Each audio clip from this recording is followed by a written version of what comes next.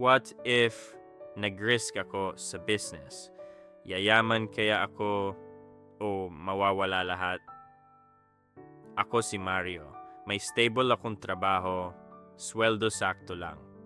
Pero may pangarap ako, magnegosyo. Problema, kailangan kong isugal lahat ng ipon ko. Sa isang mundo, nag-risk ako. Iniwan ko trabaho ko. Sinimulan ko yung business. Sa una, sunod-sunod ang problema. Lugi, pagod, halos sumuko na ako. Pero pinilit ko. Hanggang sa unti-unting umangat. Dumami ang customers. Lumaki ang kita. Nakuha ko yung mga pangarap ko. Pero kapalit nun, halos wala na akong oras ayusin ang sarili ko. Araw-araw trabaho, pero may time pa rin naman sa pamilya ko kahit papano. Pero sa kabila ng lahat, nagawa kong makaangat kahit mahirap.